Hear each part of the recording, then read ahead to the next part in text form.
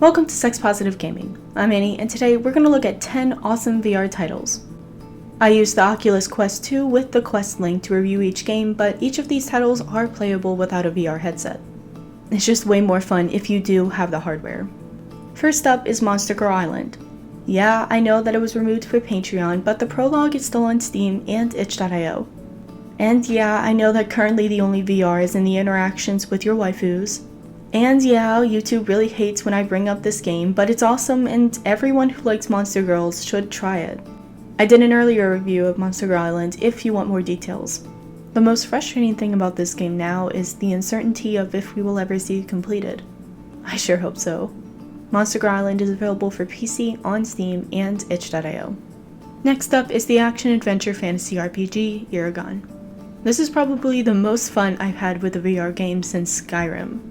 I really enjoy the intuitive magic and melee interface, and there is even old-school Japanese-style clothing damage, which is always as fun as it is ridiculous. There has been a move in the last few builds to focus more on the gameplay than the sexual interactions, but that's totally cool. I would much rather play a fun VR game than struggle through yet another unfinished buggy mess. I'll link to the main Iragon website where you can join the free beta available on PC through their Discord. Next up is the completed Illusion title, Koikatsu Party. This is one of the top-selling VR games on Steam. You will need the standard version of Koikatsu Party, and then the VR expansion is a free add-on. There is so much to do and see in this game, but like with many sandbox titles, the main story is not nearly as much fun as the freedom you get from the rest of the game. The new game, Koikatsu Sunshine, has been announced, but there is no news yet about an English release date.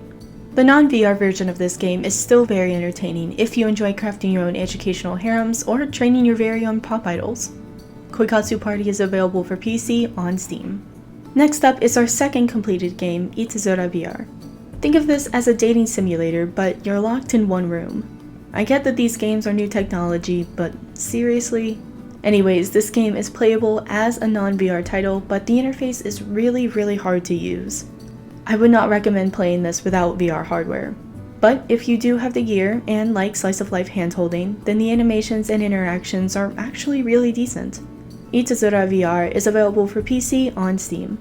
I had a lot of trouble finding different types of games for this flavor of the week, but fortunately we have Dominatrix Simulator Threshold to help bring some color to this pretty uniform list of titles. The interactions are very VR heavy, with you having to move your head to answer yes or no questions, or even kneeling and sitting.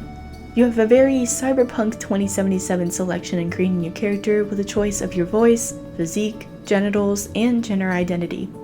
Your dominatrix is currently less customizable, but this really interesting game is still in development, so we'll see where this leads.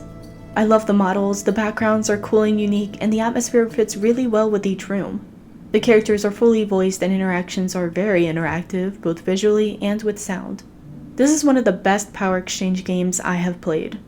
Dominatrix Simulator Threshold is available for PC on Steam and their Patreon. Next up is the completed title Succubus Cafe. This is another one-room game where you set up interactions with your character and a trio of succubi. There is some customization including hair and outfits, but this is really about the quality of the interactions. They look amazing and also sound great.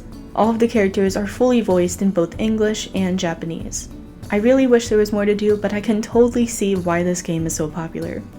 Succubus Cafe is available for PC on Steam. Our next title is another completed game by Illusion, VR Kanojo. This game looks amazing, but I had a really hard time with frames.